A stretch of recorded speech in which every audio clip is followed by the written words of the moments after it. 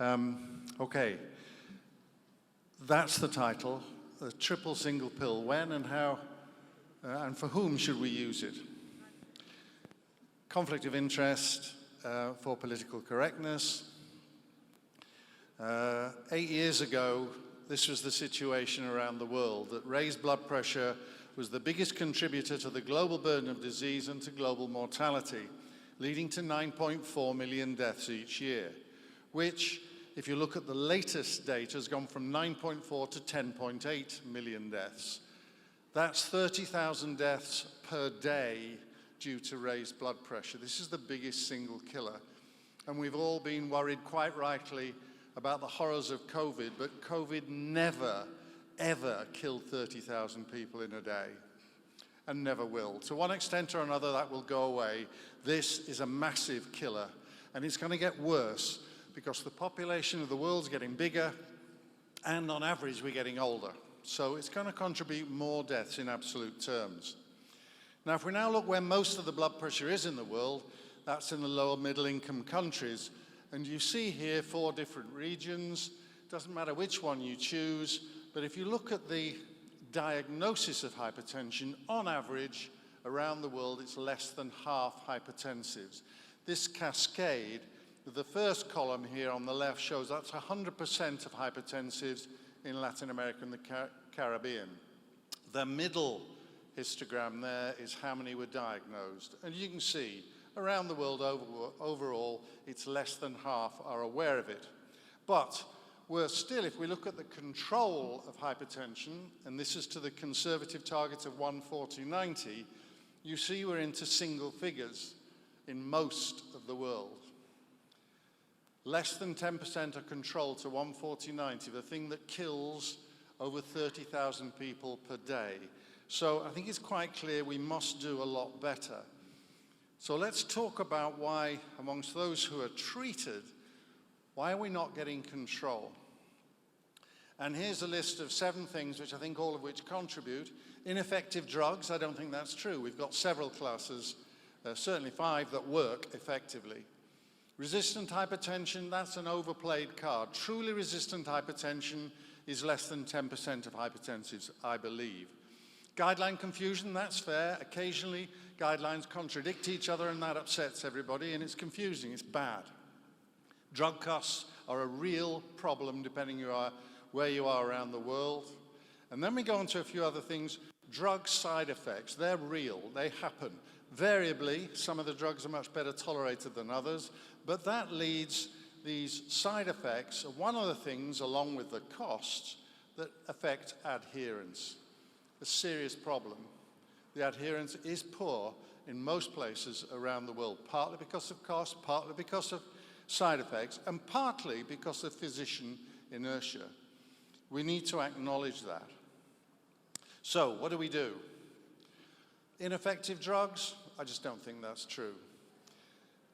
What do the guidelines recommend? Well, instead of causing guideline confusion, they're all coming together, as you see here. Look at these 5 sets recently from around the world, including PASCAR, 2 lots of European guidelines, International Society, WHO. They've all agreed that we should almost certainly be starting with 2 drugs. And in an ideal world, if cost and availability allows, we should use single pill combinations. So the guidelines are coming together and agreeing around the world. This is rare. Why should we use single pill combinations? Well, it's fairly straightforward. You get more effective and more rapid blood pressure control than if you have monotherapy. Top dose of 1 drug is not as good as 2 half doses of 2 drugs given together. If you give 2 lower doses of a drug versus 1 full dose of a drug, which is less effective, the 2 half doses produce less side effects. Less side effects, more adherence. People want to take fewer tablets. And what the observational data show down here is that these single pill combinations give you better cardiovascular protection.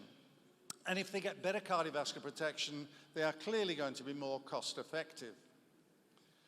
All right, if we're recommending using combinations, which combinations should we use? And here's the 2018 European guidelines. The latest one hasn't changed much, but essentially it's a RAS blocker plus a calcium channel blocker, or a RAS blocker plus a diuretic. Then you add in the third component, etc., and you up-titrate until you get to target. Same thing from the International Society of Hypertension. They kept it a little more simple in their algorithm. Again, notice ideally is a single pill combo, but start with a low-dose combination of A plus C. A being ACE or ARB, C calcium channel blocker. Then you go to full dose, then you add in a diuretic. So very simple up-titration, simple regimens recommended around the world. But they all say you've got to go towards target. And the question is, what target should we be using? Well, here you see the 2018 European guidelines. I'll show you the 2023 version in a minute. But what you see here, whether you've got hypertension plus or minus a whole load of other conditions, irrespective of age, except from 80 and above, it really doesn't make any difference in terms of target. It's pretty much get to 130 and lower if you can tolerate it. It's very simple. We've gone from 140 as a target to 130. And that's a quote from the 2023 guidelines.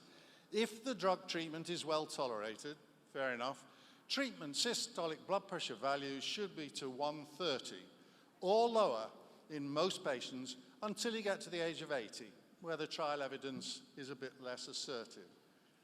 So our new target is 130. And that means we're going to have to use more than 2 drugs for at least a third of our patients. They're going to need 3 drugs to get there. And if you look at all the guidelines, they all pretty much agree, once again, with the basic treatments, A plus C plus D. It may not be in that order, but that's what you're going to get, A plus C plus D. A ACE or ARB, C calcium channel blocker, D diuretic. The guidelines do differ in terms of which diuretic they recommend, and that's actually a mess. It's just a mess in the way it's been reported in the guidelines. The American guidelines call thiazides anything thiazide or thiazide-like. They're not thiazides, but the guidelines in America call them thiazides. That's really annoying, and it's confusing. They are not the same, as we'll talk about. But anyway, in the end, A plus C plus D... Microphone. Oh, sorry. A plus C plus D is the triple combination all the guidelines recommend. So now which A, which C, and which D are we going to use? This was shown earlier today, and I think it's one of the best tables that's been published in a guideline for a very long time. And it says, what are the ideal characteristics of the drugs we should use for hypertension? 1, you want the drugs to be evidence-based in relation to morbidity, mortality, outcomes. That would be ideal. You want drugs that are going to give a 24-hour blood pressure control. You do not want to use BD regimens, TDS regimens, once-a-day drugs. Thirdly, obviously it's got to be affordable and cost-effective relative to the other agents in your setting, and obviously they won't be taken unless they're reasonably well tolerated, all critical. Finally, the evidence of benefits of the use of the medication, it should be in the populations to which it's going to be applied. Generalizability to the patient type and the populations around the world, which is a problem for most of the drugs. So bearing that in mind, let's go through that which A, which B, which C, and which D. Which A? This is what the International Society of Hypertension said. The randomized trial evidence benefits between ACEs and ARBs were not always identical. Actually, they were very different, as I'll show you, in different patient populations. So the choice between the 2 classes of RAS blockers, ACE inhibitor or ARBs, will depend on the patient characteristics, their availability, their cost, and tolerability, all of which is fair. So let's talk about duration of action. There's a hindbrain belief in some doctors that ARBs are more effective at lowering blood pressure than ACE inhibitors. That's not true. It depends which drugs you choose. And here you see the duration of action at the top, the ACE inhibitors, and the bottom, the ARBs. Now, if you choose a short-acting ACE inhibitor, like an enalapril, you will not get 24-hour blood pressure control. unless you give it 2 or 3 times a day.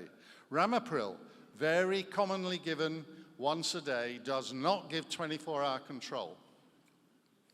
But you see here, perindopril gives good 24-hour control, same duration of control, for example, as telmisartan, whereas things like olmesartan also don't give good 24-hour control. So it depends in terms of blood pressure lowering which drug you choose in terms of blood pressure lowering efficacy. Now let's just take a crude look at all-cause mortality. And these are old data, but they remain true. And that is, if you look on the left-hand side, ACE inhibitors against comparator drugs, the impact on all-cause mortality, and there it is, a 10% significant reduction in all-cause mortality in the ACE inhibitor trials. On the right-hand side, you see the impact and the ARBs against their comparators in all these trials in hypertension. And you see here, it absolutely no benefit whatsoever on all-cause mortality. So significant benefits with the ACE, no benefits with the ARBs. You could forgive them and say, well, you know, not many of us trust meta-analyses, and it's a bit like they say that if you knew what went into a sausage, you'd never eat one. Well, it's the same thing about meta-analysis. If you see the assumptions that go in, you sometimes wouldn't pay attention. But there are several of these meta-analyses. Here's the one I've just shown you for hypertension. Big benefits, or 10% benefit for the ACE inhibitors, none for ARBs. And then there's another one, there are actually 2 in diabetes, 1 coronary artery disease, 1 in high-risk patients, and it compares the dark blobs to the left, all giving significant benefits on all-cause mortality, and the other blobs to the right giving no benefits on all-cause mortality, whichever type of patient is looked at. The excuse is, of course, that ACE inhibitors make you cough and ARBs don't. But that's, nevertheless, I do not treat hypertension to prevent cough. I do it to try and save cardiovascular events. And I think we should. Now let's leave the meta-analyses and go on to individual trials. And I've just put down here several where they're reasonable to make some comparisons. They were not head-to-head. Only OnTarget has done that. So here you've got HIVET, the very elderly, thiazide-like plus ACE against placebo. The red blob shows a highly significant benefit, or a significant benefit for the primary endpoint, cardiovascular mortality, all-cause mortality. The very elderly, these people were over 80. What evidence have we got with the ARBs over 80? The answer is none. There are no trials of the over 80s in ARBs.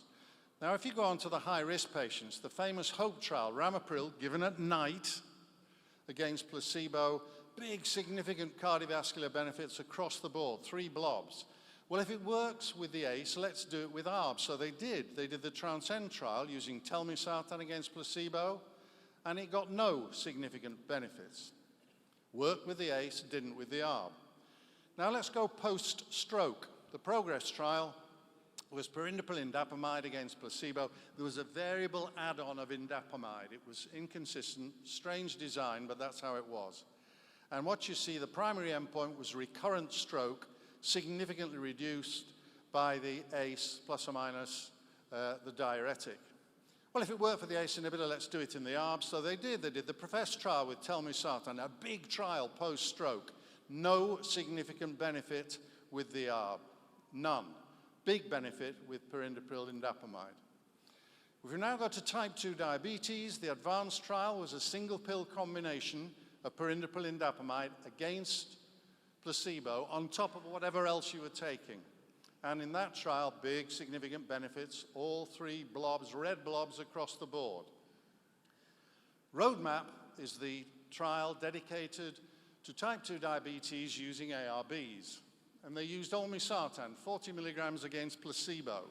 The primary endpoint was the development of proteinuria. And it achieved it.